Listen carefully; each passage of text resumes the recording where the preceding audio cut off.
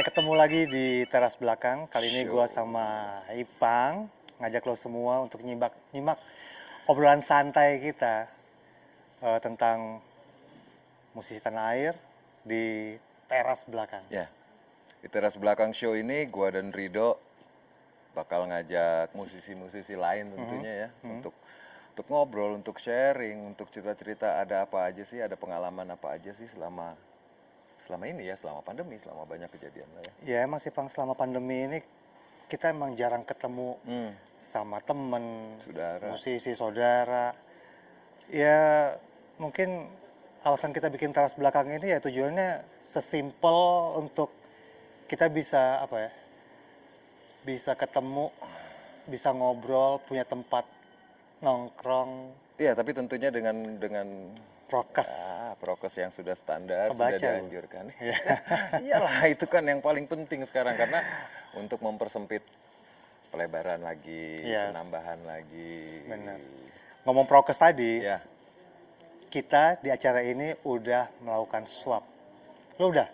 Lu dulu. Gue udah. Lo? 2 kali Buset. gua. Dua-duanya? Lah iya kan 1, 2. Oh iya.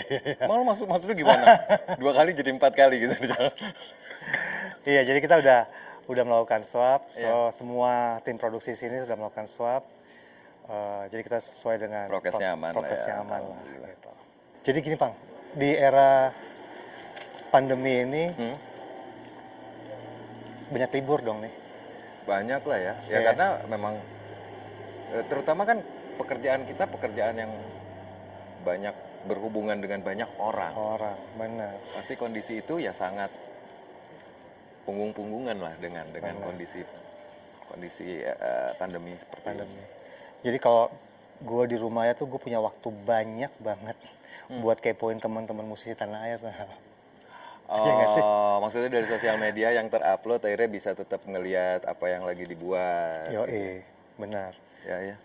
Jadi iya selama pandemi ini kayak kita kayak dilatih mental kita gitu nggak sih Pang? Buat tetap survive. Ya akhirnya sih kadang-kadang ya gimana caranya tadi buat survive akhirnya ada pressure tambahan ya karena kita nggak bisa bekerja seperti umumnya kemarin akhirnya pasti akan ada gangguan mental sih ya, mental health kita agak terpengaruh dengan kondisi pandemi ini. Penting banget sih mental health memaintain mental health seperti Iya biar tetap stabil. Tetap stabil. Nah, salah satu musisi, kalau kita ngomong tentang mental health tadi, gue punya satu contoh salah satu musisi yang suka ngomongin masalah mental health. Kenapa lo bilang gitu? Emang dia khusus untuk ngomongin masalah mental health? Temanya yang diangkat tuh kebanyakan suka ngangkat ngangkat tentang masalah-masalah seputar itu. Mau tahu? Mau tahu nggak? Mau tahu nggak? Udah tahu gue. Ayo, Udah sabar. tahu. Ya. ini udah pasti tahu lah. Tidak lain tidak bukan pasti Kunto Aji. Udah. Tengah lu. Silakan. Pagi-pagi jatuh. Oh sorry. Gimana Ji? Waduh. Gimana? Ya inilah teras belakang.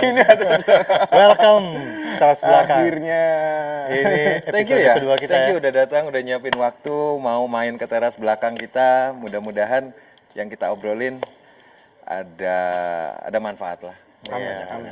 Aku yang makasih dikasih kesempatan ngobrol silaturahmi. Aduh, ini legend nih. Gue thank you banget, ini dibantuin banget, mau banget diundang, dan thank you banget pokoknya. Gitu. Detailnya tadi masalah mental health loh, Bro. Oh iya. Iya dong. Detailnya, Nah, ngomong soal lirik-lirik lo gitu. Kalau yang gue baca kan emang lo banyak ngangkat masalah itu. Iya. Seconcern apa sih lo itu? Iya. Ngomongin itu. Jadi sebenarnya isu tentang kesehatan mental itu sendiri sebenarnya hanya menjadi memang jadi tema besar albumnya ya. Tapi itu hanya menjadi guide gue untuk menulis sih sebenarnya awalnya gitu. Jadi gue bukan yang mau ini loh satu album yang akan menyembuhkan teman-teman gitu, bukan juga gitu. Dan gue juga menulis berdasarkan pengalaman yang memang gue alami. Iya. Gitu. Jadi ya gue sempat ada di titik terbawa, gue sempet ke psikolog juga gitu, dan apa ya, sempet banyak hal yang akhirnya gue temui di sepanjang perjalanan yang buat gue untuk musik tuh manfaatnya sebenarnya banyak banget gitu. Musik itu dibuat bukan hanya sekedar kita buat nyanyi-nyanyi atau macam itu, bisa juga Healing ya. memberi impact juga untuk orang gitu. Jadi pengennya terutama ke diri gue sendiri gitu. Kenapa nggak gue coba bikin bercerita sekaligus bisa istilahnya dengan lirik yang memberikan afirmasi positif, semoga bisa membuat gue bisa rilis gitu. Karena kan yang nyanyiin di atas panggung kan gue sendiri kan. Benar. Nah, tadi lu bilang ke psikolog tuh di titik apa sih sampai lu harus ke situ? Lu pikir lu harus perlu bantuan psikolog tuh?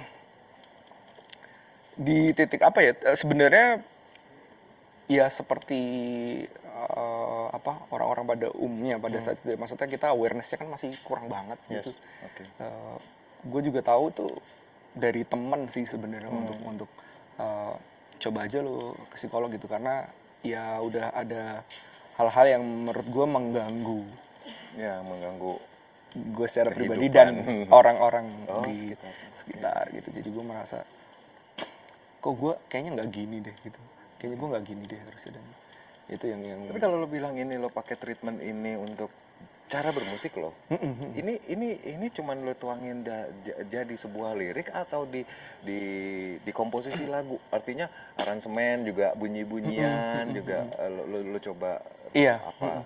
Jadi emang pada akhirnya di sepanjang perjalanan ketemu tuh untuk ngapain aja gitu. Salah satunya kan dengan kalau kita lihat kan sekarang itu termasuk yang juga gue lakuin gitu, ketika ada beberapa metode kan, beberapa terapi yang dilakukan untuk orang bisa lebih sehat. Itu salah satunya ya mungkin meditasi dan segala macam gitu. Ya ibadah dan segala macam juga membantu gitu. Dan ngomong-ngomong soal meditasi itu juga ada, kalau kita cari di DSP gitu, itu ada tuh musik-musik untuk digunakan untuk meditasi itu kan ada frekuensi tertentu gitu ya, namanya solfeggio frekuensi. Terus gue berpikir karena gue arahnya mau ke sana, kenapa nggak ini sekalian gue masukin gitu ke musik, sekalian lo bikin eksperimen dari lagu-lagu yang bakal lo rilis nantinya. Kenapa belum ada yang masukkan ini ke lagu pop gitu? Karena ya kebetulan membicarakan hal yang memang searah ke situ, jadi ya udah sekalian aja. Berbenturan gak sih, Ji? Secara notasi maksudnya ketika lo ngomong frekuensi healing atau segala macam itu kan mungkin ada notasi yang tidak beraturan seperti budaya pop. Budaya pop kan notasi kan sangat kita bisa atur, kita bisa ya kan, ya belum ya maksudnya. Tapi ketika itu harus masukin pakem-pakem itu akan berbenturan nggak sih? Iya, kalau kita ngomongin teknis ada hal yang harus disesuaikan gitu. Tapi pada akhirnya memang kita kalau gue sih sebagai musisi kadang butuh tantangan untuk ada energi berkarya lagi gitu. Karena kayak pengen bikin apa lagi ya, bikin apa. Dan itu juga jadi satu bentuk eksperimen untuk bisa. Dan lu maksudnya gini, menurut pendapat atau yang rasain lu cukup ngeblend nggak dengan itu? Kan maksud gue gini, banyak banget kalau zaman kita era 80-90 tuh berusaha menggabungkan antara tradisional dan pop atau rock. Kalau gue ngerasa jadi kayak tempelan. Nah kalau lu kan sebenarnya kalau gue lihat lu mencoba untuk memasukkan unsur healing dan lain-lain tuh, ataupun mungkin kayak mantra misalnya gitu itu lu ngerasa lu mikir harus blend banget nggak atau gimana? Makanya tetap yang gue kedepanin adalah ini musik pop. Oke. Lu ambil frame itu dulu. Iya, frame-nya adalah ini musik pop yang memang punya tujuan, punya arah. Makanya gue bilang itu sebenarnya hanya untuk guide gue, untuk gue pengen bikin album yang menceritakan tentang apa yang gue alamin, ya mungkin orang bisa merasa relate dan segala macam gitu. Jadi frame-nya di situ dulu. Jadi ketika ada itu nanti masuk frekuensi, solfeggio frekuensi dan segala macam, itu mereka hanya subtle di belakang untuk membantu. Karena gue yakin sih ketika kita ada niat kesana tuh pasti kan bisa membantu lagunya. Yang pada akhirnya hasil risetnya ya album itu sendiri gitu. Untuk gue tanya ke pendengar gue, mereka merasakan apa gitu? Apa mereka merasa lebih baik? Aduh, Udah udah dapat ini feedbacknya. Alhamdulillah sih banyak yang ini. Tapi akhirnya malah pada nanya. Ya ini yang perlu gue lurusin juga sih sebenarnya. Maksudnya gue sama sekali nggak maksud untuk ini album akan membantu lu menggantikan sesi psikoterapi segala macam. Oke. Itu bukan maksud gue. Yang perlu digarisbawahi bahwa gue selalu ngomong kalau lu ada apa-apa dan lu merasa lu sudah nggak kuat dengan apa yang lu alamin, ke profesional. Itu selalu yang gue omongin gitu. Jadi gue bukan, album gue tidak bisa menyembuhkan atau ini dulu gitu. Ya maksudnya kan kalau menyembuhkan itu kan banyak jalan ya. Banyak jalan. Banyak banget. Lo bisa tadi kayak ke apa meditasi, Iya. mungkin ke psikolog. Iya. Nah kalau gue sempat merasakan itu juga. Artinya buat anak-anak gue ya, Iya, iya. ya kita punya masalah dengan anak-anak dengan maksudnya kayak untuk menentukan satu sikapnya mereka kira-kira yang cocok buat apa ya. Iya. Gue ke fingerprint bro. Fingerprint ternyata itu science fingerprint itu. Jadi mereka ditunjukin bahwa misalnya dalam mengambil keputusan tuh mereka 80% menggunakan perasaan daripada logika. Oh, Gitu-gitu iya, ya. iya. Terus kira-kira ini buat step ke depannya mereka tuh bagusnya ngambil apa tuh ada tuh. Ininya. Jadi lebih baik ke sini, bukan ke sini gitu. Ya. Itu Kecenderungannya. Ya. Nah, itu kan gue baru tahu juga bahwa anak-anak gue ternyata ngambil lebih banyak 80% perasaan gitu kan. Oke. Gitu. Lu menurut perasaan lu atau menurut lu saat lu bikin itu lu lebih ke yang lu rasain atau perasaan lu atau logika lu? Ketika membuat album itu. Iya, let's say lagu lah gitu. Ya, semua. Kalau gue rasa sih, kayak hampir 80% rasa gitu. Rasa. Karena kadang gini, kalau kita sebagai penulis pasti ngerasain ya Bang, ya. Maksudnya kita nulis, anotasinya nggak keren nih gitu. Atau progresinya kurang Oh iya. Iya. keren nih. Tapi itu nyampein nggak apa yang lu mau sampein? Nah itu yang selalu gue tanyain. Oke kalau keren tapi sampai nggak liriknya ke orang? Nyampe nggak emu? Ya walaupun semua orang punya metode masing-masing. Kalau memang sekedar, wih gue mau nunjukin bahwa gue bisa bikin frase keren, ya nggak apa-apa juga. Itu berarti lu berkompromi apa enggak hitungannya? Berkompromi dengan apa? Artinya gini kan, maksudnya kalau gue kadang-kadang merasa keren, orang mau bilang, ini kayaknya kurang ini. Kagak, ini udah keren, bisa gitu. Iya. Atau mungkin, oke. Oh iya, gue ini lagi ya Gue gitu. coba ya gitu. Enggak sih, karena gue ini ya kan.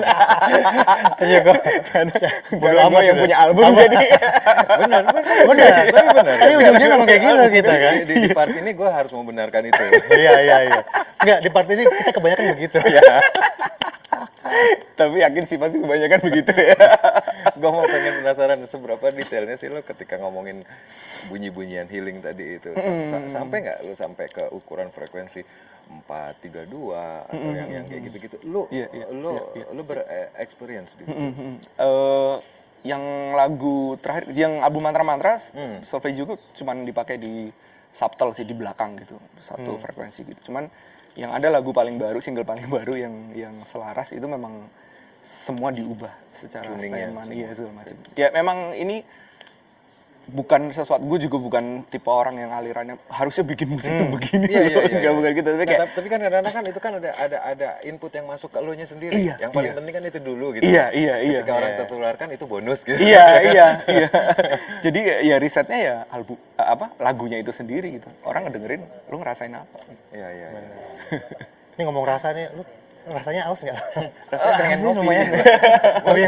Ngerepotin nggak kan? Kalau ada kopi ngerepotin. Repot sih bro. Tapi nggak apa-apa lah ya. Nggak apa-apa lah ya. Sama nasi goreng boleh. Sama kalau ada kembaliannya juga. Aduh. Jadi kadang-kadang kan banyak yang ya gue baca sih, gue belum pernah melakukan hal-hal frekuensi yang kayak 432 atau segala macam yang katanya memang secara frekuensi dia jauh lebih tenang, orang yang nyanyiin juga jauh lebih nyaman gitu. Gue belum pernah punya pengalaman itu. Itu yang gue tahu kalau pakai 432 tadi. Iya. Yang tenang gitu. Tenang terus katanya yang memainkan juga jauh lebih nyaman dulu katanya. Iya. Gue sih belum pernah, gue belum pernah ini. Gue sih pernah sekali ngerasain main 432 itu sama Mas Indra Lesmana di Bali. Oh iya? Iya, Mas Indra. Manggung. live ya. Itu live. Jadi beneran Seru. semuanya semua instrumen gitu, John. Terus keyboard gimana? Stand juga sama dia? Itu makanya Mas Indra kan udah Ya, ya, expert lah ya. paling expert lah gitu. Jadi dan kita Tapi, sebagai Iya, iya. Oke, minum dulu. Gimana? Dan kita sebenarnya menurut gue sih yang paling ngerasain vokalis sih sebenarnya Bang. Iya. Karena Apa ada? 440 ke 432 kan dia turun pasti Ya, secara turun. tension dengan ada dasar yang sama. Oh ya. Tension kita turun kan Ya, gitu. Jadi ya, berasa ya. lebih lebih lapang, ringan, lebih iya, luas. lebih Ya, ya. lebih ringan. Range biasanya. kita masih ada sisanya gitu ya, belum mentok. iya, Iya, iya. Paham. Gue sering ngerasain yang hal-hal yang kayak gitu tuh, kayak udah, aduh peak banget, udah di plafon nih, gue udah nggak bisa naik lagi gitu ya. Oh itu mungkin yang dipakai patokan kalau orang bilang lebih nyaman. Ya nggak tahu sih, tapi Ya, secara logika mungkin itu. Gue sih harus cobain sih gue ya. Gue sih percaya frekuensi sih. Gue percaya frekuensi pasti ada satu frekuensi kita yang kesentuh aja gitu. Ya, ya. Kalau kita frekuensi Nah, ini frekuensinya, ini frekuensi tinggi. sound ini. Itu resiko ada di teras belakang begini gitu. ada frekuensi yang tidak terukur. Jadi kayak frekuensi senang kita tuh di frekuensi ini. Saat Ya, kita dengar musik itu jadi lebih tenang. Karena gini, kalau tahu musisi namanya Didi AGP, dia pernah ngasih gua satu CD healing. Jadi dia bilang gini, kalau istri lo misalnya menstruasi sakit, suka sakit perut, dengerin ini. Iya. Jadi cuma satu frekuensi doang, Iya. lo Iya.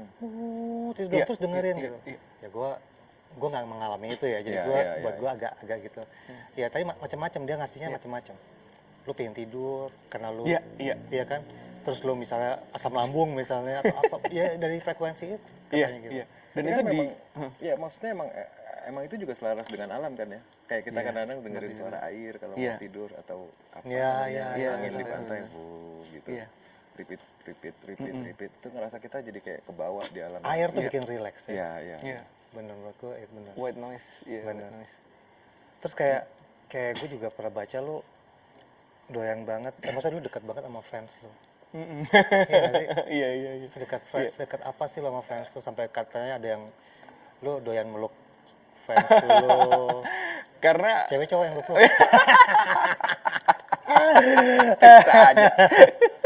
karena sebenarnya anak-anak Iya. kecil-kecil. Gak apa-apa lah kalau yang gede cowok lah. Gak apa-apa. Cuman yang jelas ya gara-gara album ini sih sebenarnya yang akhirnya gue ngerasain malah banyak yang curhat, banyak banget yang curhat. Soal awareness ini memang isu yang cukup ini sih di Indonesia gitu. Banyak yang mereka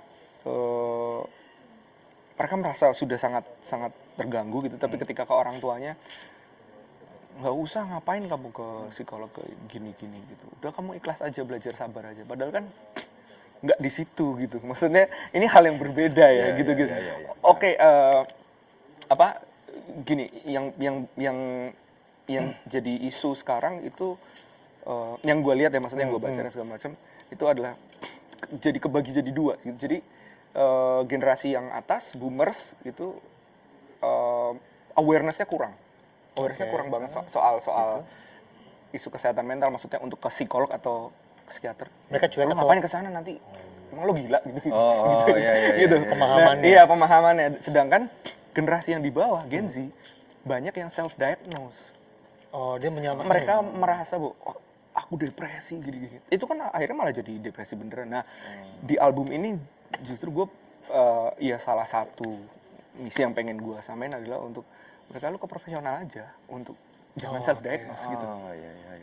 Lo menentukan kalau lo kenapa dan nanti gimana cara penanganannya profesional yang lebih tahu. Tapi butuh kesadaran sebenarnya sih ya. Artinya butuh kemauan dan butuh bahwa ke psikolog itu bukan berarti kita sakit. Iya. Artinya sakit dalam artian kita ya ada Gila, gangguan gitu iya, ya. iya. Tapi lebih ke menyehatkan lagi lah gitu. Iya. Karena kata-kata depresi itu Nah, overuse banget, maksudnya itu bukan depresi, itu tidak sama dengan sedih dan galau gitu. Yang gue baca juga dari teman-teman gue akhirnya jadi banyak kenal sama psikiater, sama psikolog, ada banyak ngobrol. Dan di perjalanan bikin album ini pun sebenarnya gue ngobrol sama psikolog gue juga, yang tahu tentang frekuensi itu juga dari psikolog Iya. gue sebenarnya gitu awalnya, dan segala macam. Jadi ya membantu untuk ngasih awareness yang bener aja. Nah maksud gue kayak lu tadi ngomong depres, tapi kalau kita ke luar negeri, depres itu udah termasuk berat daripada stres, ya nggak sih? Iya, iya. Kita tuh ngomong stres tuh kan, gue stres nih, itu udah kayak udah paling berat. Hmm. Sebetulnya tuh depres Iya, yang paling, depres. depresi yang paling Di atasnya stres. Iya. berat, lebih berat. Lebih berat dari stres. Dan mereka Iya nggak sih? itu kayak konsumsi antidepresan kan biasa banget ya kalau di Iya, luar iya. gitu. Tapi sebenarnya gini, maksudnya balik lagi ya, apa ya di luar isu di luar negeri gitu yang dengan mudahnya mereka mau yang nggak tahu sih sistemnya gimana, tapi terlihat kalau kita di film kayak orang Iya. walaupun itu melalui karena kesadarannya udah tinggi melalui sudah konsultasi dan segala macam, tapi kalau di kita kan mungkin karena budaya kita juga banyak, sebenarnya budaya kita itu banyak mengajarkan tentang mindful, tentang Kenapa? tentang mindful, Oh, mindful, oke. mindful. Iya. Itu kan dari budaya kita sendiri aja udah mengajarkan itu. Jadi mungkin memang di kita itu istilahnya apa ya? Barnya tuh cukup low gitu. Tapi ketika ada yang benar-benar depresi, ya harus ke profesional. Gitu. Gue sendiri termasuk pendamping juga, ada salah satu keluarga yang depresi secara genetik. Gue juga baru tahu ternyata ada yang seperti Ada yang itu. gitu, ada yang bawaan, berarti. Ada yang bawaan, dan itu nggak bisa Nggak bisa disembuhin atau gimana? bukan, maksudnya nggak bisa dengan udah lo ikhlas, nggak bisa. Dia memang istilahnya chemical imbalance gitu. Nah, gitu ya. Oh. Berarti dari Chemical gen imbalance kan, kan Genetik. nggak bisa merasakan seneng kan, bukan nggak bisa merasakan tapi sedikit gitu loh. Ya itu kan berarti butuh ke psikiater, butuh ya, hal yang kayak gitu kan. Iya. Awareness kita masih sangat Ya masih, kurang. ya gua baru tahu di sini loh. Iya. Maksudnya ada bawaan, ada Ada, genetik, yang genetik yang ada. orang bakal di posisi seperti itu. Iya. Ya kan resikonya gini, kalau dia udah keburu sadar, dia Iya, ngerti gimana treatment terhadap dirinya. Kalau dia nggak sadar kan bisa mau yang macam-macam. Iya betul. Iya kan, ngerinya kan Itu, itu kan. iya. Kalau ke psikiater tuh kalau kayak gitu kayak switch on gitu nggak sih? Bisa digituin nggak sih? Maksudnya kayak let's say on off gitu nggak sih? Maksudnya kayak kan tadi kan tingkat untuk dapetin kebahagiaan tuh agak jarang gitu. Lantas harus ke profesional. Iya. Saat ke profesional tuh itu bisa di on atau off gitu. Ah, Kalau ini berdasarkan pengalaman iya, ya. tingkat keberhasilan atau gimana? Iya, gitu? berdasarkan pengalaman. Itu kalau psikiater kan obat ya, kalau dokter, kalau psikiater itu dokter, kalau psikolog ya psikologi. Dan kalau berdasarkan pengalaman memang dikasih yang sesuai dengan apa yang dia butuhkan, terus nanti dosisnya diturunin pelan-pelan Kalau si sampai dia bisa menyesuaikan. Kamu merasa gimana? Nanti datang berikutnya, oh ternyata setelah ini yang Mengkonsumsi. jadi kayak grafiknya tuh dibenerin gitu loh. Yang tadinya nggak seimbang, biar gimana caranya bisa seimbang Bisa sampai balance, diturunin ya, bisa balance. pelan-pelan gitu. Sampai akhirnya Normal. lepas dari Iya. obat gitu. Jadi sebenarnya ini isu yang ya orang juga kan kadang udah wah nanti suruh minum obat ketergantungan. Sebenarnya Lo asalnya mana sih, Ci? Hah? Lo asalnya mana sih? Jogja. Jogja. Lagi nih, nganu. Nganu. Mari nganu ya. Mari nganu. Anak nganu. Berarti tahun berapa lo? Ke Jakarta tahun berapa? 2008. 2008. Pas lo jadi idol. Idol ya. Oh, itu pertama kali lo Iya. nyampe Jakarta. Gitu. Tapi berarti tujuan lo dari Jogja ke Jakarta sudah jelas, musik. Nah pada saat itu karena musik, karena ya, idol berarti itu. karena Iya. musik kan. Terus kan lo baru rilis di 2014. Ya betul. Itu 2008 2014 jauh loh, Ji. Jauh. Itu nggak- iya, itu Iya, ngapain iya. aja lo? Itu ya sebenarnya sih masih ngamen-ngamen ya, maksudnya masih Oke. Kesibukan idol. kesibukan masih di dunia hiburan lah gitu.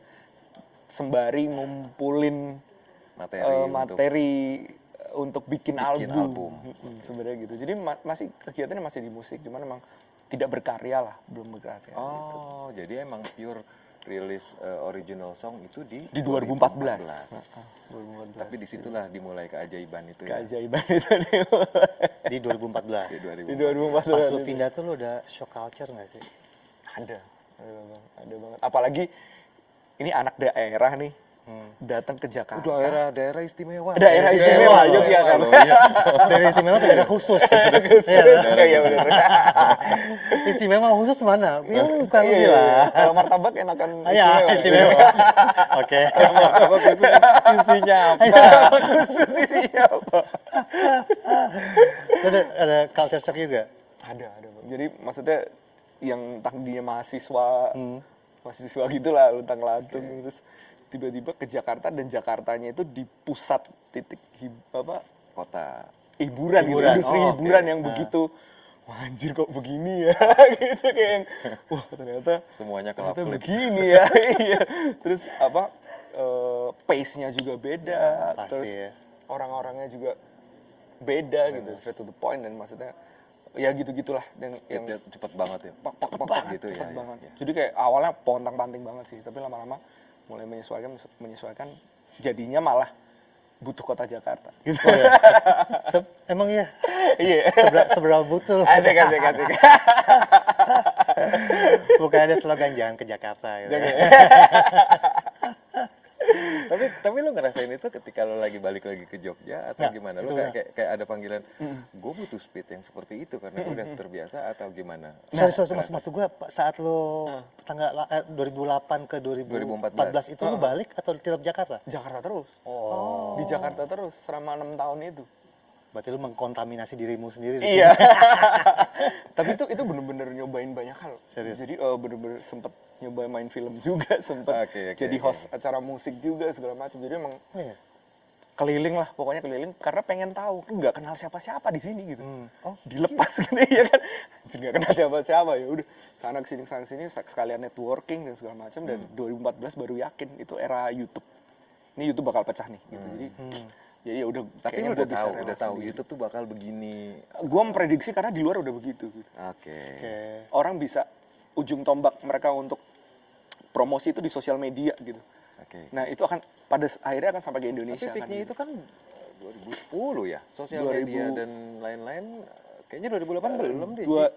Oh, 2014 2014 ya. Oh iya, lo Iya, 2014. 2014. Oke. Iya, menuju ke situ. Oke. Itu mulai semakin yakin tuh untuk ini pakai maksudnya saya kita manfaatkan sebesar mungkin sosial media bisa. Tapi ngomong sosial media di 2014, menurut gue saat lu 2014 udah bisa yakin dengan sosial media, kita kayak masih off air terus deh. Pikirannya ya, belum merancang Tapi bahwa... kan udah mapan ya.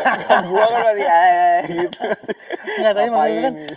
akhirnya kan semua juga kembali ke platform digital juga kan. Iya, gitu. Iya.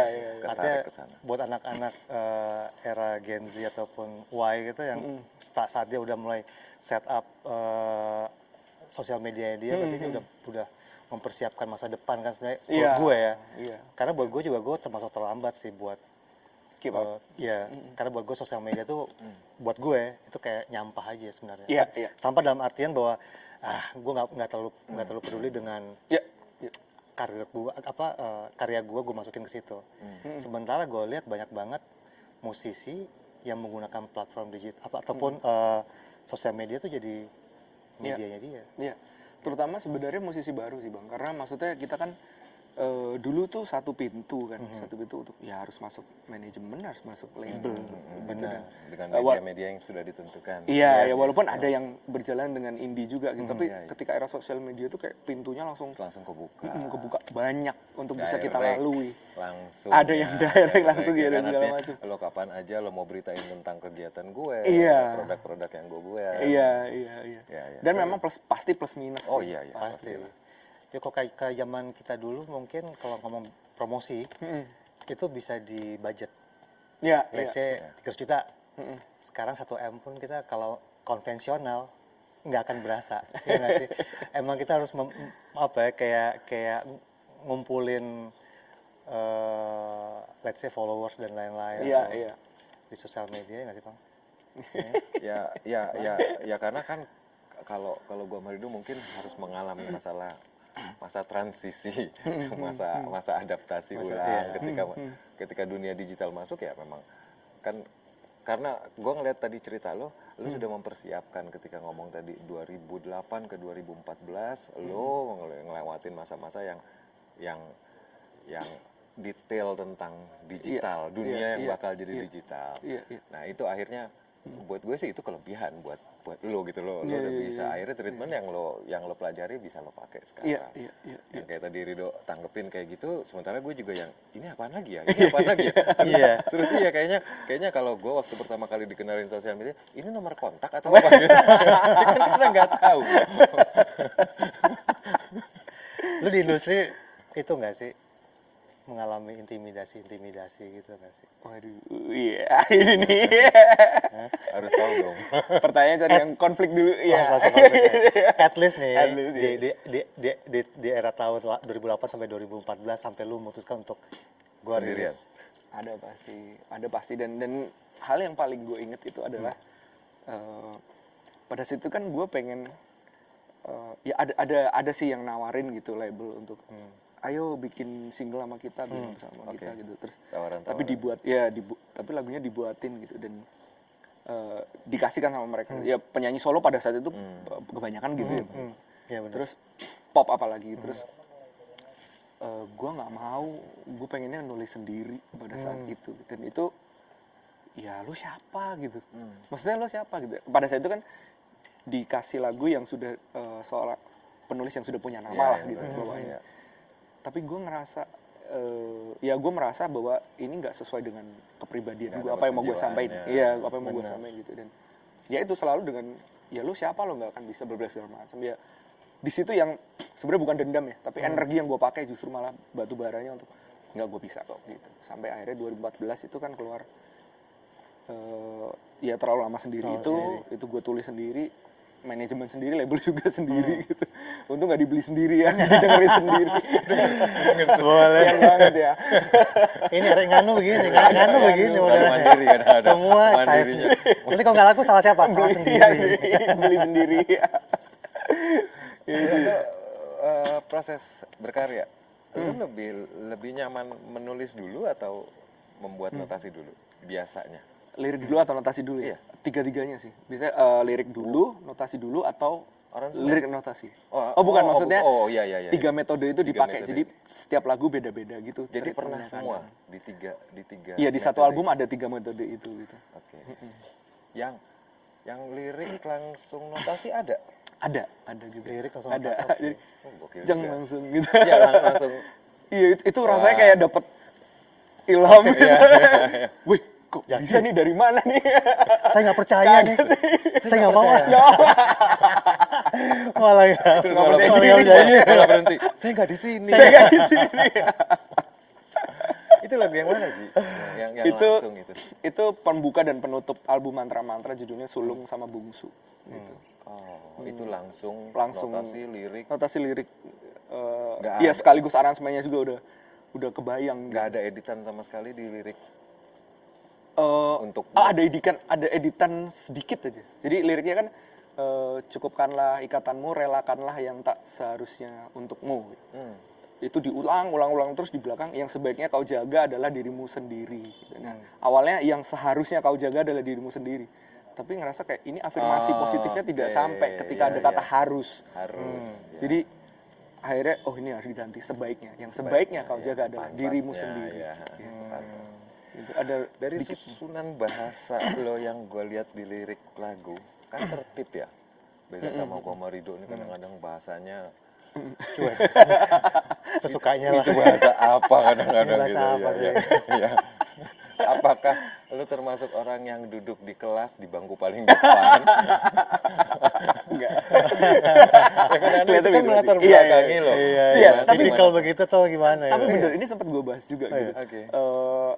Gue dulu kuliahnya akuntansi. Oh ya. Jadi cukup terstruktur. Jadi gue bikin album tuh tema besar dulu, nanti habis itu subtema gitu. Subtemanya ini akan jadi lagu gitu. Dan ada gue pernah ngobrol juga sama Tulus. Tulus itu arsitek. Dia membayangkan aransemen itu ruangan. Seperti ruangan. Mana yang harus di highlight, mana yang, gitu. Jadi kayak mungkin basic kita dulu mempengaruhi itu gitu. Ya, makanya tadi gue penasaran. Metode kita. Iya, karena kan pasti kan ada catatan-catatan lama kita yang itu jadi pondasi kita ya. Iya. Tapi kalau di kelas sih gue dulu bukan termasuk anak yang duduk di depan. Duduk di depan Yang di belakang rambut yang rame-rame rapi. juga sih. Gue penasaran sama cerita musisi sama lu udah berkeluarga kan? Udah berkeluarga. Gue kepikir kayak banyak sih musisi kan kebanyakan kayak berusaha untuk kebanyakan yang gue terima kayak gue membebaskan anak-anak gue begini. Ya. Kayak merefleksikan dirinya dulu dikekang sama orang tua bahwa nggak boleh saya bermusik dan segala macam. Kalau lu sendiri di keluarga lu mengetret anak-anak lu tuh seperti apa di keluarga? Kalau bokap gue sih sebenarnya asal lu tanggung jawab gitu, Silakan. dia cukup liberal sih. Apapun lu ini ya, tapi lu total di situ Ya, gitu. Jadi tanggung jawab. tanggung jawabnya. Dan ya gue pasti juga akan gitu sih, jelas ke Gitu. anak gue gitu, dan diarahkan ke apa yang dia mau gitu. Gitu. Gue juga begitu. Tapi Gimana, begitu gimana? pas ngelihat Ngelihat kok maunya aneh. iya. Jadi kayak gue suka flashback ke kayaknya nggak salah-salah juga sih orang tua kita dulu gitu sebenarnya gitu. Ya. Tapi ada hal yang gue rasa berubah mana sekarang speak up-nya sih ya. Ya. Kalau kita dulu ya kayak di kelas saya dulu Iya. lempar penghapus, Iya, guru kan iya, sekarang udah nggak bisa dong. Iya. Di sosial media bisa bisa dimarahin. Ya itu lagi, makanya kan informasinya juga beda kan. Iya. Kalau dulu kita sangat terbatas, informasi kita dapat sekolah orang tua, udah hanya itu kan. Kalau sekarang dia bisa, misalkan, let's say deh, gue ngobrol sama anak gue tentang apa gitu ya, dia bisa semudah itu nge-browsing sebentar ya. Dia bisa nge-cross dulu, benar nggak pendapat yang kita ungkapin. Nah mungkin itu juga yang buat mereka jauh lebih speak up ketimbang kalau kita kan enggak, ya udah gini loh. Kalau menurut gue sih, maksud ini Iya. apa? Kalau menurut gue di era sebelum ini itu informasi itu kayak harta gitu. Iya. Kalau Oke. sekarang kemampuan memfilter informasi yang jadi Itu. Tuh, dan itu yang selalu gue ajarin ke anak gue. Gini nih bang. Kalau dibilang belajar sama yang lebih muda begitu. Iya. Benar loh. Benar itu masuk akal. Bener banget, gue sih setuju. Setuju itu. Karena ya kayak sekarang kita di let's say di grup WhatsApp misalnya, orang udah gampang banget main copy paste. Iya. Kita Karena aja nih. inget gini nggak kalau dulu, udah tahu belum lo ada ini gitu kan? Kenapa gitu kalau kalau sekarang udah tahu belum lo? Belum tahu. Bisa gitu kan sekarang gitu loh. Karena Atau sudah enggak tahu hoax tuh. kita bangun pagi Malah grup dicengin WhatsApp ya. itu udah ramai sekali soal. Iya. Terus kalau di keluarga berarti lo sama anak lo rencananya Apa ini sempat gue obrolin juga sih di sosmed soal apa, terutama biasanya kita kalau cowok tuh awkwardnya sama bokap kan. Yes. Kebetulan anak gue cowok gitu. Oke. Dan gue di situ agak ini sih, apakah yang dilakukan, karena gue merasa gue karena ada jarak kagum dengan bokap, itu gue rasa gue look up ke dia, ke bokap gitu, dan itu akhirnya yang gue kejar gitu. Tapi gue berpikir, tapi bisa nggak ya misalnya gue deket sama anak gue gitu kayak temen gitu, atau emang harus menciptakan jarak untuk itu yang jadi kadang jadi pertanyaan gitu. Tapi memang ya belum ketemu aja bang sampai jalan. Tapi maksudnya sekarang kan 4 tahun berarti masih rasanya deket terus kan? Masih deket terus, ya masih Deket deket terus. banget. Dan gue ngerasa, aduh gue kayaknya nggak bisa, nggak tahu, maksudnya gue bisa nggak ya bikin jarak sama dia, atau perlu nggak sih sebenarnya kayak gitu? Yang justru gue mau tanyain. Iya, anak gue 18 tahun. Anak Ipang paling tua berapa, Bang? 17. 17. tahun. Gue 18. Awal-awal masih umur segitu sih kayaknya lucu-lucu Itu aja ya. Lucu-lucu aja ya, oke. Mendekati SMA kok gini ya. Tapi maksudnya gini, kalau gue sih ngeliatnya kayak apa yang gue bakal sampaikan ke dia itu flashback gue ke belakang. Bahwa let's say misalnya dia mau coba ngerokok gitu. Gue coba ngerokok dari SMP. Ya udah, Iya, gua kan? marahnya juga nggak yang Iya, lu iya. kan orang tua, Iya. lu tahu aja. Iya. Sekarang tuh gue berusaha menghilangkan yang namanya kekerasan fisik tuh udah nggak ada deh. Ya. Iya Punishment sih, secara jelas, fisik tuh udah nggak ada. Jadi Kekerasan fisik dalam bentuk uang jajan atau gimana? itu juga bro. Kekerasan fisik loh. Itu juga bro. Buat dia tuh kekerasan fisik loh. Buat dia. Buat apa lo ini? Buat apa? Nah, sama bang, kalau misalnya dia minta uang tuh, gue kan Oke. nggak ada duit, gue bilang gitu kan. Tapi ya gue pikir apa tau nggak? Gue suka mikir gini, doa gue kan kasih gue rezeki buat gue kasihkan anak gue. Gitu. Kan gue udah kasihkan anak, ya udah deh, kasih deh. Kata Tuhan gitu mungkin. Akhirnya nyerah juga. Nyerah juga. Bukan buat gue, buat anak. Ya udah kasih aja deh. Kalau Bang Iman gimana Bang Iman? Ya sebenarnya sama kan. Kayak mungkin kita ngeliat sosok bokap gitu. Gue pun juga gitu. Gue baru enggaknya tuh pas udah mulai jadi bokap. baru merasakan posisinya bapak di keluarga itu ya kayak orang yang pasang badan lah kalau buat gue, nggak ada urusan selama ini kayak gitulah kayak ya akhirnya gue ngerasain itu dan gue baru ngerasa kayaknya ternyata gue kurang deket sama bokap gue ya pas di masa remaja gue. Nah gue selalu berusaha untuk ngimbangin itu ke anak-anak gue sekarang. Jadi sebisa mungkin kalau emang dia ada waktu yang mau diomongin walaupun kadang-kadang baru ketemu gitu jam 12 malam atau apa, ya udah gue coba dengerin dulu walaupun gue juga udah capek udah ini cuma ini gue harus bisa jadi jembatan di sini karena gue juga nggak mau nanti posisi itu kayak gue sekarang gitu. Aduh bokap gue tuh gokil ya ternyata gitu. Iya kalau masih dikasih umur, kalau itu dia. nggak dikasih umur Itu salah yang kita- paham iya, kan iya. Itu mungkin membedakan juga. Jadi kayak emang di era-era orang tua seusia kita nih, mungkin kebanyakan akan merasakan hal seperti itu. Artinya berusaha untuk mendengarkan anak-anaknya. Ya mungkin banyak yang seperti itu. Kalau kita dulu kan ya, kalau gue nggak terlalu dekat sama bokap gue tuh karena segen. Iya. Segan, kayak iya, benar, tadi. segan. Dalam posisi segan. Dan gue nggak pernah meluk bokap gue. Sampai dia setua ini baru gue harus bisa. Peluk. Iya. Gitu. Lu juga kayak gitu, bokap lu juga gitu. Iya, awkward sih. Serius lu? Awkward, tapi pas bokap kan baru tahun ini ketahuan dia cancer gitu. Jadi gue sangat ini sih mendekatkan ke bokap. Bener. Gitu. Jadi ya keinget emang ya itu yang akhirnya membuat gue untuk membahas masalah itu dan gue tanya pendapat juga ke followers gue juga masalah itu gitu, karena gue jadi ngerasa wah gue perlu ini ke bokap gue ini gitu. Dan lu berharap ini ke anak lo bakal jadi beda gitu, bakal lu ngerasa emang pengen dia seperti teman Nah itu tuh. atau gimana? Iya sebenarnya pengennya seperti itu, cuman Oke. itu akan baik untuk dia atau enggak gitu, atau dia memang butuh sosok seseorang yang dia look up gitu. Oke. Ya, Kita itu harus kadang-kadang jadi- yang susah gitu Iya. ya. Kita menebak balik gitu. Iya, mungkin memang harus ada jaraknya yang tarik ulur atau gimana kan.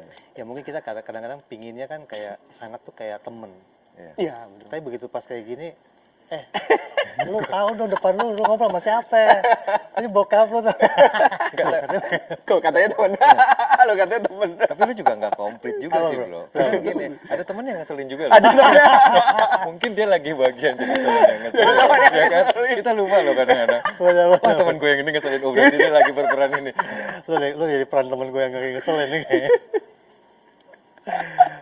Terus kalau bicara musik nih, Gi, bicara musik, menurut lu skill atau Anjir. attitude Skill atau attitude? butuh nggak? Atau lu menjelaskan dua-duanya? Gini, kalau tapi ini preferensi ya mungkin. Kalau gue sih termasuk orang yang bisa memisahkan attitude dengan karya, musisi dengan karyanya gitu. Tapi ada beberapa orang kan yang nggak bisa. Oh dia orangnya gini gitu. Kecuali hal yang kriminal ya. Oh iya Gitu. resiko. Ya. Kalau attitude dengan karya gue masih bisa sih gitu. Tapi attitude ya sepenting itu gitu. Cuman menurut gue ada banyak orang yang salah menangkap bahwa good attitude tuh lo harus sopan, nggak harus gitu sih menurut gue. Ya, proporsional aja. Iya proporsional aja, respect sama orang itu Iya, udah cukup. sih. Nggak Nah perlu. ini kalau ada satu lagi nih, gue pikir termasuk ke anak ya misalnya, lu sepenting apa sih menurut lu pendidikan formal? Pendidikan formal. Yes, let's say sampai SMA deh. Kalau Iya, gue kan iya. kalau gue berpikir yang paling simpel, sebetulnya kalau ngomong attitude tadi ya, Iya. sebetulnya sekolah itu ngajarin kita untuk punya attitude, Iya. menurut gue. Karena gue pikir saat gue ketemu sama yang lebih muda, gue begini, saat gue lebih tua itu kayaknya dari bangku sekolah karena ketemu dengan banyak orang gitu. Iya. Kalau lu sendiri kalau ngeliat kondisi seperti sekarang ini, sekolah tuh kan udah beda kayak kita dulu ya. Iya, bener banget. Anak-anak juga kayaknya lebih speak up tadi yang gue bilang tadi, ke guru-gurunya juga lebih kayak ngomong banget Iya. gitu. Dikasih kesempatan. Menurut lu seberapa penting? Menurut gua sekarang tantangannya justru kita sebagai orang tua, karena nggak tahu ya, kalau gua ngambil dari garis sudut pandang yang lebih luas gitu, kayak manusia tuh selalu berevolusi bahkan secara mentally gitu. Dan bagian yang kita obrolin ini soal mendidik anak, yang anak sekarang dimintain pendapat, dulu kan nggak pernah dimintain pendapat ya, lu ngikut aja. Ikut. Iya. Sama lu tinggal di rumah sih lu ikut gue. Gue masih bayarin lu. Kan sekarang mereka lebih dikasih pendapat, tapi di sisi lain juga ya ada hal-hal yang harus sesuai ini ya, apa maksudnya, yang mungkin tidak bisa kita ajarkan, yang harus diajarkan di pendidikan formal. Menurut gue itu juga. Iya, setuju sama itu, Kak. Sosial, pendidikan sosial, dan kan sekarang banyak sekolah yang dengan sistem apalah gitu, yang bermain gitu. Bener. Sekolah alam lah, Sekolah alam ya. Ya, internasional dan lain-lain. Iya. Iya, karena gue pikir ke anak gue sih terutama, kayak gue selalu bilang di level sekarang nih lu minimum SMA lu lulus. Kalau gue ya, baik lagi, karena buat gue itu buat modal lu saat gede, lu bisa tahu lu berhubungan dengan siapa, lu bertemu dengan siapa. Jangan lu bertemu sama orang tua tapi gaya lu kayak ketemu sama anak-anak sekarang kan juga. Iya. Itunya maksud gue kayak gitu-gitu ya tuh. Jadi buat gue sih ya sama kayak itu. Semoga evolusi berpihak sama kita. Karena yang kayak gak itu yang belum bisa kita jawab. Tapi kayak ngomongin masalah inspirasi lagu, Ji. Lalu pasti kita punya pengalaman personal atau experience apa yang akhirnya jadi trigger. Banyak lagu lu tuh ngomongin tentang kesehatan mental. Ada beberapa poin di situ. Ada beberapa poin cerita tentang santai aja. Iya. Atau jujur ngadepin kehidupan gitu. Terus yang poinnya lagi kayak lagu rehat lah gitu. Iya. Itu sebenarnya ada nggak sih ini tuh lagu karena karena gue terinspirasi dari sebuah kejadian atau apa, akhirnya jadilah lirik itu, jadilah lagu itu. Iya. Sebenarnya satu album mantra-mantra ini sih gue coba recall banyak hal, banyak memori tentang ya kejadian-kejadian yang gue alami, kehidupan gue yang banyak sisi ajaibnya, yang kayak udah lo tuh, gue dulu kuliah cukup niat gitu ya, maksudnya SMA ngeband gitu, terus Ini kuliah angkutan tadi ini nih. yang angkutan tadi. Iya. Tapi lu selesai. Selesai. Tapi itu D3 sih. D3 tapi selesai. Iya, maksudnya selesai. Nunggu wisuda, ikut idol, dan belum sempat kerja tiba-tiba gitu. Tapi dalam artian ada hal-hal yang memang harus kita akui di luar kuasa kita gitu, dan itu yang pengen gue sampaikan subtle. Sebenarnya album ini banyak sih yang mau disampaikan, tapi secara subtle aja biar orang menerima sendiri apa yang mereka terjemahkan gitu terhadap kehidupan. Lo nggak mau membatasi imajinasi. Iya. Iya. Tapi kalau ngomong lagu tadi, di 2014 lu keluarin lagu itu kan? Sudah terlalu sendiri. Itu sesuai Berapa lamanya lo nanya gitu? Seberapa lamanya lo sendiri? itu gak usah ditanya. Gue 6 tahun, kasihan ya. Jadi polemik. Apalagi gitu. Jadi Ini mau nanya sama Nggak ngomong gini. bully. Ada ya. Maksud gue lagu itu sesuai ekspektasi lo. Atau memang itu menunjukkan, kan biasa kan album pertama tuh kan menunjukkan karakter banget tuh. Iya. Atau lagu Egois, pertama. segala macam Iya. itu keluar. Itu sesuai sama ekspektasi lo, dan itu emang lo anggap itu karakter musik gue, karakter bertutur gue, Iya. gitu. Secara 100% sih belum sih terwakili. terwakili di album kedua. Kalau gue malah kebalik gitu, di album pertama maksudnya istilahnya kayak buka pintu dulu untuk kenal dulu. Setelah mereka kenal, di album kedua ini kan tiba-tiba temanya berat banget gitu ya. Orang kan kayak gitu. Jadi album pertama Terlalu Lama Sendiri, sebenarnya Terlalu Lama Sendiri pun itu menceritakan tentang, albumnya judulnya Generation Y gitu, atau Millennials. pada saat itu tahun 2014 itu Gen Y itu rata-rata sedang mengalami namanya quarter life crisis. Jadi sebenarnya usia 25 krisis-krisis di usia seperempat abad gitu. Kalau kita kan midlife crisis. Midlife crisis. Dia quarter. Quarter life. Di usia-usia segituan tuh 25 sekitaran itu isu tentang pencarian jati diri, tentang kehidupan, gue mau ngapain sih ini di hidup ini sebenarnya gitu. Gue milih tujuan kuliah ini bener nggak? Gue milih kerjaan ini bener nggak? Dan segala macam gitu. Gue milih pasangan ini bener nggak? Ya itu yang pengen gue tulis di albumnya. Cuman gue tulisnya di permukaan gitu. Kulitnya aja. Tapi sebenarnya kalau model jadi terlalu sendiri itu bukan tentang pasangan juga sebenarnya. Sebenarnya tentang orang-orang yang mereka fokus di karir. Teman-teman gue banyak yang fokus di karir, fokus di study, fokus di apa sampai tidak memikirkan pasangan dan tidak merasa butuh itu. Gitu. Nah itu quarter life crisis yang gue tangkap sebenarnya. Cuma kan gue ambil angle-nya dari sisi permukaan aja biar bisa diterima gitu. Takutnya kalau serius jadi tesis, bro. Jadi bikin tesis. oh iya bikin lagu bikin apa sih ini? Nah ini kita di teras belakang tuh Ji. Jadi gue sama Ipang tuh mikir kita tuh di masa pandemi ini pengen ngasih space, kasih ruang buat musisi. Ini bukan salah satunya, tapi ini kayak kita bagian daripada ngasih tempat buat musisi buat bisa berekspresi sih. Ya, gitu. Jadi selain kita ngobrol, ya kita juga pengen bisa perform. Iya dong. Musisi-musisi. Iya. Karena kalau kita pun Ipangnya kalau kesini selalu bawa gitar misalnya gitu kan. Iya. Ya udah, nodong dia nyanyi aja udah. Jadi kadang-kadang kita perlu juga dihibur. Jadi kadang-kadang kalau di ke rumah gue, hibur gue dong. Tapi nggak keberatan kan Ji? Enggak dong. Kalau lo perform di sini ya. Siap Iya dong. dong, iya. Di sana ya? Iya, Boleh. Thank you loh. Thank you loh Ji, datang. Oh ini udah banget. kelar nih, udah tutup. Iya. Nanti kita masih- kembali. Belum, nanti balik lagi, ngobrol lagi. Iya dong. Sekarang sementara kan gonjreng-gonjreng. Gojreng dulu. Oke, gue kesana deh. Oke, ya. Siap-siap dulu. Oke. Tak ada yang seindah mata, hanya